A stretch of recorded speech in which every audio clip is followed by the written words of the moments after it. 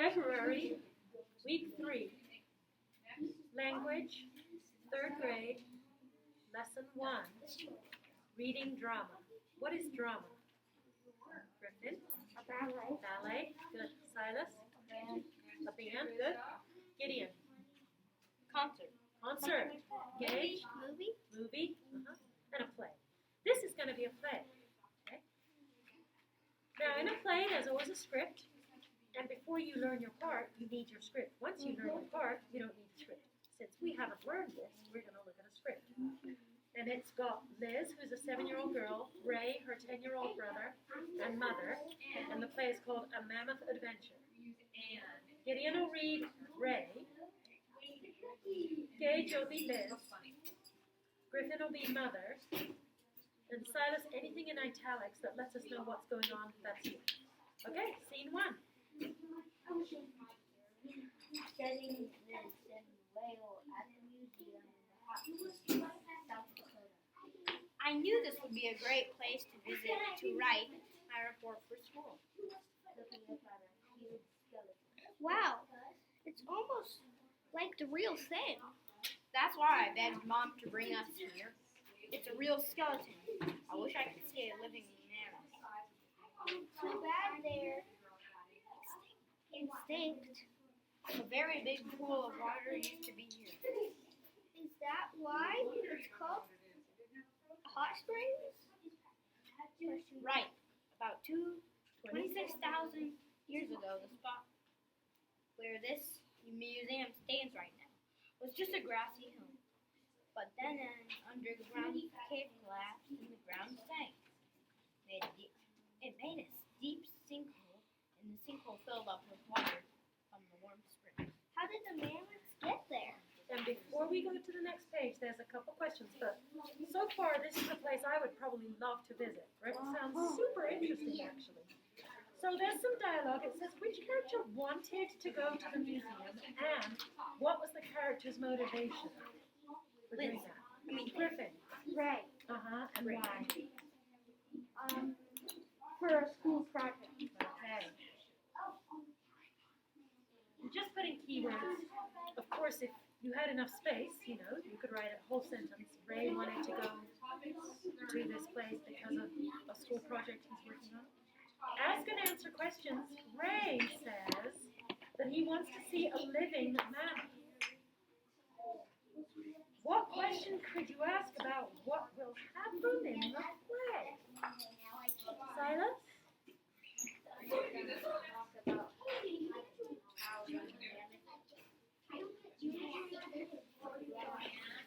He's going to learn about mammoths?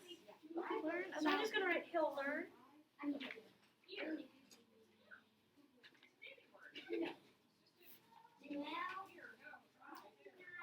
Okay. Obviously, there are other questions you could ask. Is there going to be a movie about a mammoth?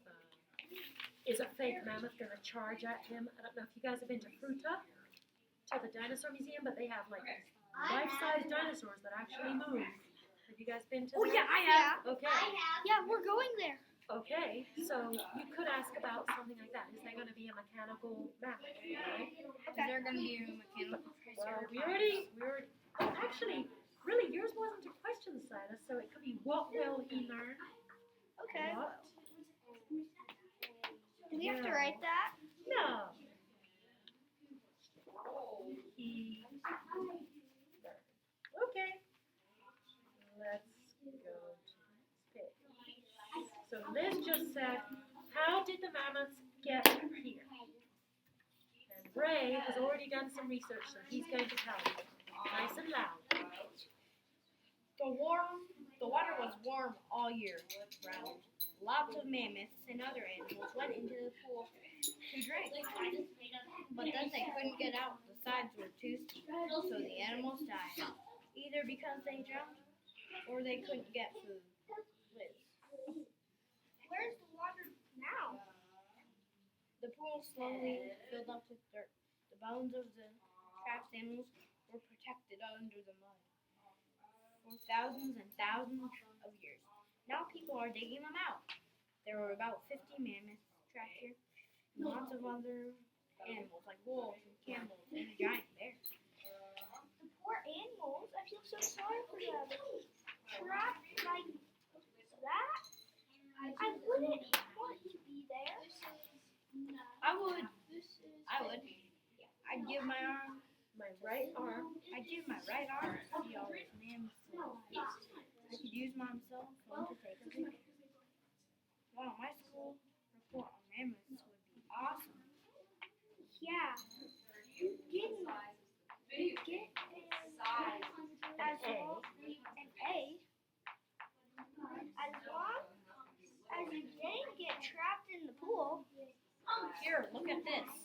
Way goes to a diagram that is hanging on a nearby wall. The diagram had a sign that said, "Please do not touch." Way This diagram shows what happened to the mammoth through the years. he points to the first quote of the diagram. It has a label that said 26,000. Right? That's when the ground caved in and made the pool. And let's stop and look at these questions. Non-literal language. What does Ray mean when he says, "I give my right arm to see the mammoth alive"? He really wants to see that. Yeah, it just means he really wants to. So he's not obviously really going to cut off his right arm. It's just, that's called non-literal language, right? It's kind of like an expression. An expression. You don't take it literally. So, we'll just write really once. Well, The right, next what? sequence. What events led to finding the mammoth bones at Hot Springs?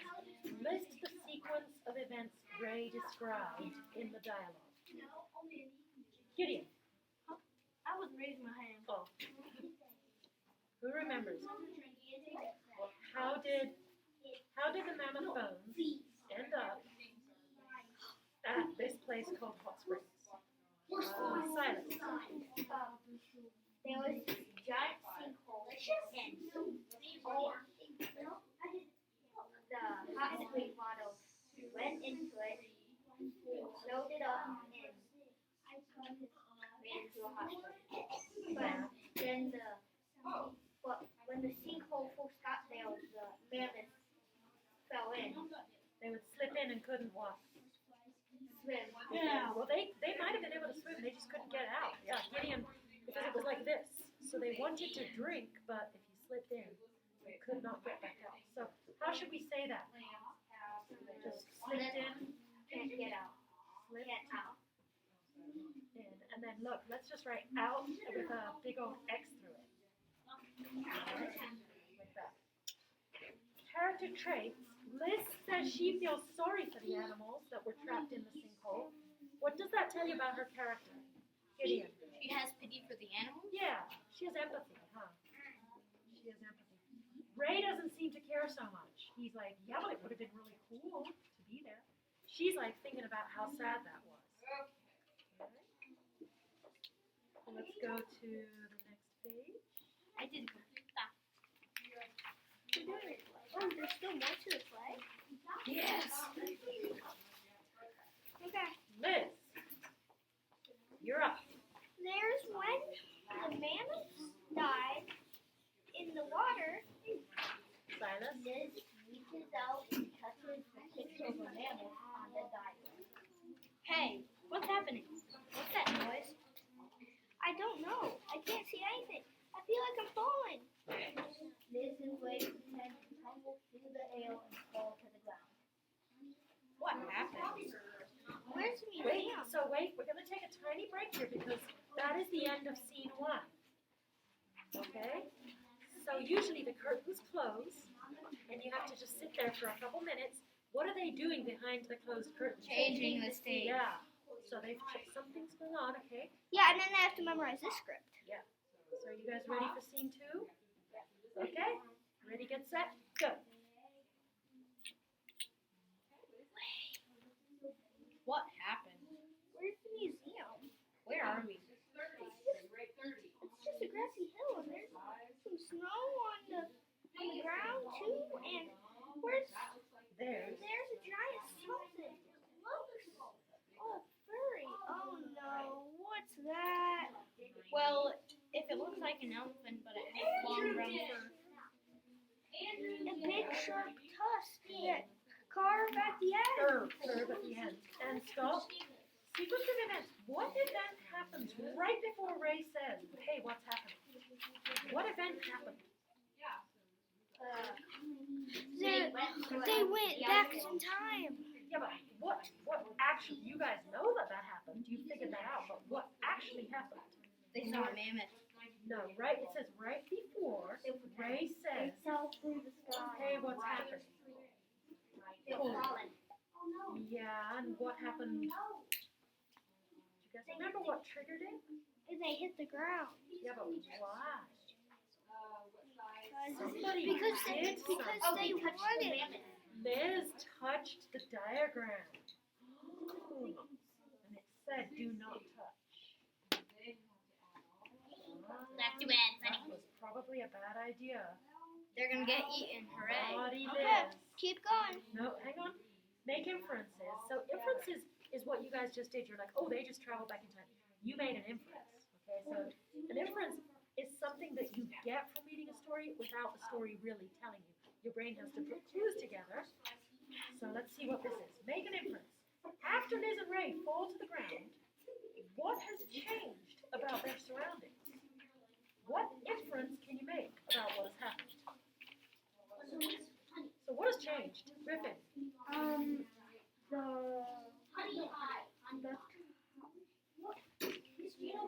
The weather. Uh-huh. We don't know that, though. It doesn't tell us that. Okay. Look what does Liz say right here, guys. Starts with where's. No, it doesn't. Say it again. Where's the museum? Where's the museum? So what has changed? They are not at the museum. Yeah, the museum's gone. So what inference can your brain make about what's happened? You guys already said it. They went back in time. Okay, so I'm going to put a star for our brain thought of this. That's supposed to be a brain cell because they're star-shaped. Did you guys know that? They're called neurons. Your brain cells are called neurons and they're shaped, each of them is shaped like a star. So our brain put together clues to come up with they time travel. It never told us that, did it?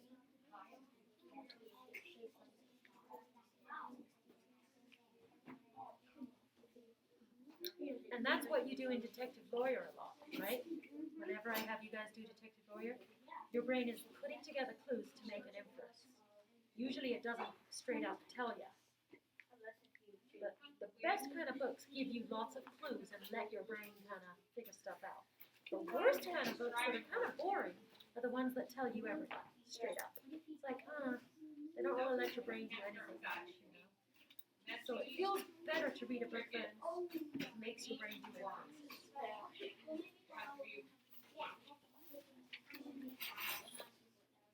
It's a woolly mammoth. Say it louder. It's a woolly mammoth. Liz and Ray began to walk backward together. We must have traveled back in time to the Ice Age. She looked scared. Are mammoths carnivores? They don't eat meat. Suddenly, Ray looked scared too. Points in a different direction. But that giant bear definitely does. It is coming this way. What's happening to the ground? It's starting to shake. And look, there's a crack opening up. Oh no, it's starting to make a sinkhole. Ray, draw a big square in the snow. With what? Ray, use your finger. Your finger. This useful finger to draw a big square on the ground. Okay, now what? Use your finger to write the year inside of the square. What year? The year around before this happened. Hurry. Okay, and stop. Which words in the dialogue help you understand what the word carnivores means? Circle them. They don't eat meat. Yeah, that's it. I would just circle eat meat. Good job, Gideon. That's perfect. The next one says motivation. Motivation is why people do things. Ready? At the beginning of the play, Ray says he wants to see a living mammoth. Oh, he just did. Do you think he still has the same motivation at this point in the drama? No. No. Why not? He thought it was gonna be the mammoth right there. He's all fun just watching the mammoth. Right now the mammoth told him that. Right now the mammoth's in the cage. The mammoth is coming at him, but it's because something's chasing the mammoth, right? So we put no, and then should we put too dangerous or kind of scary, or what are we gonna put here? Scary. No and scary. Now we're being naughty and we're not writing sentences, right? We're just writing keywords. Yeah. Obviously, if they gave us enough space, we could write, What's that then? no, he probably does not want to see a real woolly mammoth now because it is way too scary. No. Drama. Waiting for Gage. Scenes. What happens in the second scene that makes the story more exciting? Time travel. Good. I like that. Do you guys like that answer? Yeah. Yeah. It's nice and brief, but it also definitely says the story at the very beginning wasn't that interesting, was it? It was okay. But all of a sudden, yeah. If I was watching this play, I would definitely be into it at this point. Okay, now we can turn to the last page. That's when And we've got Silas. Silas, if you can scooch over towards the and speak as loud as you can. Liz wipes the date and she and Ray stand inside the square. Once again, they seem to tumble through the air and fall to the ground. We're back in the museum! What a relief. That was close. Their mother and her. What happened to you? I couldn't find you for a minute. I got the tickets for the dinosaur show. Later, but it's lunchtime now. Where did you go? What's for lunch? I hope it's a mammoth. You hope it's not. I hope it's not a mammoth. oh. We were almost for lunch. No, actually it goes, we almost were lunch. We almost were lunch. Good. Huh? What are you talking about? I was petrified. Petrified? What frightens you? Oh, I think you take an ice age to explain it. Let's go have lunch. All right, but they giggle because they're not going to tell their mom why. Oh man, that's illegal. Well, why are they're not going to lie, but it sounds to me like they're not going to tell her.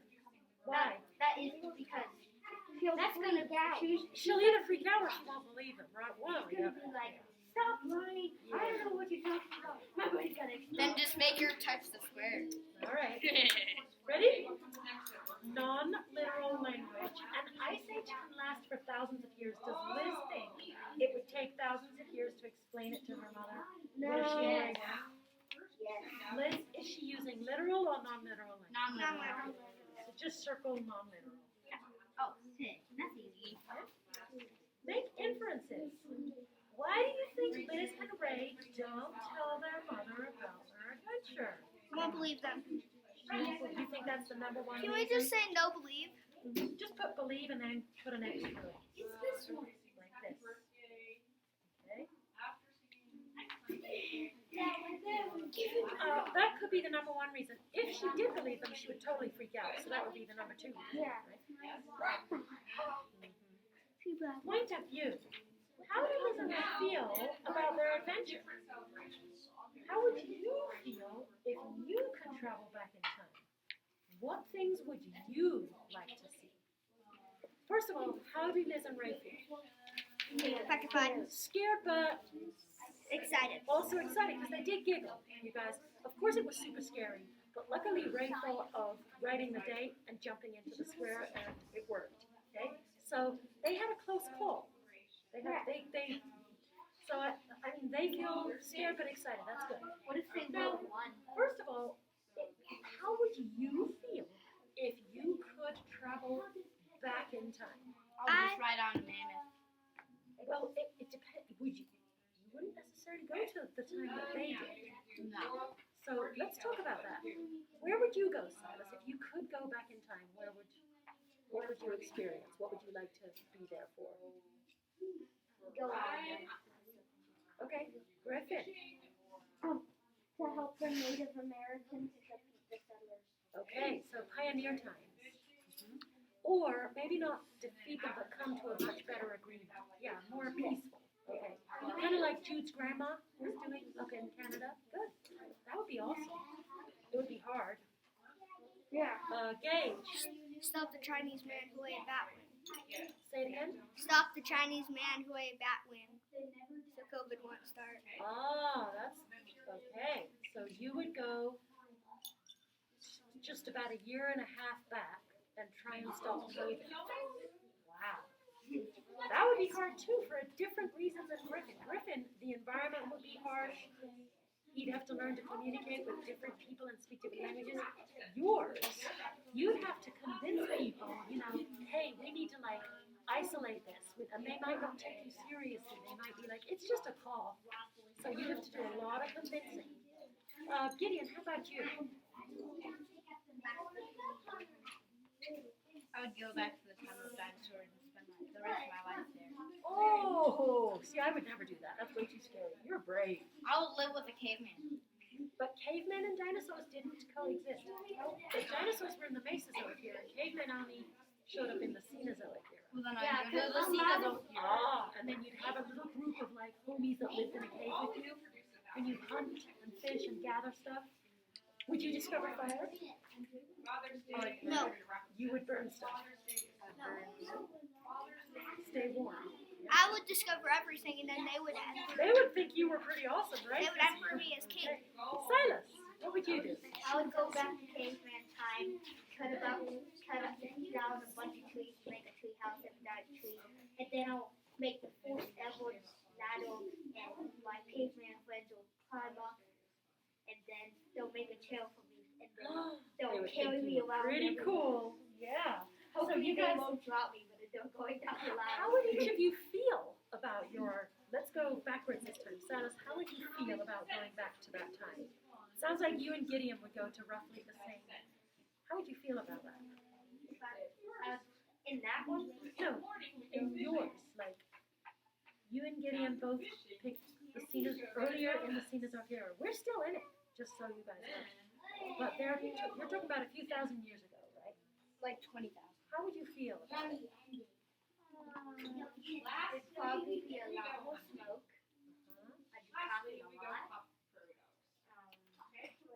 It'd probably be much more prettier. I bet it would be gorgeous. And COVID wouldn't exist. I mean, the skies, can you imagine? There would be no pollution. I wouldn't have to suffocate from a mask. Oh, yeah, you wouldn't have to wear a mask. I don't think they had masks. I don't think they had fabric. You'd be wearing bear skins and stuff. Then you would go there, I'd bring a whole bunch of clothes. You bring some jeans. Yeah, you know what else I'd I'd show it bring? to all my caveman friends. There, you'd be very popular. I'd bring a computer. Now, how You don't have about... any internet. Yeah, there was no electricity. Gideon, You bring a giant person. Gideon, how would it make you feel? Very excited. It's very Did exciting. any dinosaurs exist in that era? No, but they had saber-toothed tigers and all kinds of big. It would have been scary as all. I would bring swords and all the weapons. I would tame a saber-toothed tiger and have Let's go to Gage. Gage, how would it make you feel to travel back 1.5 years and try to convince people in China to stop the spread of COVID, to nail that thing before it ever? How would that make you feel? I would probably go on the news. Yeah, you'd feel important. I'm important. You feel scared a little. I'd probably have to rip some stuff out of people's hands and say, stop it! No, no! But in Chinese. Yeah. What Chinese? You'd have to learn how to speak some Chinese.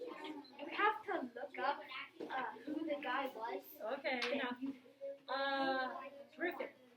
How would it make you feel to go back, it sounds like a couple hundred years, and deal with the wars between the Native Americans and the settlers? Brother Navajos. You gotta let him talk. You've been talking to him.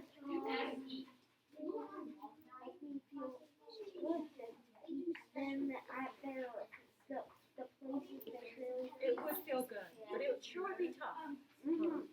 All right. The next thing we're going to do is do some writing. I'm going to stop the lesson and the kids that watch can do this on their own. So long, Sunny.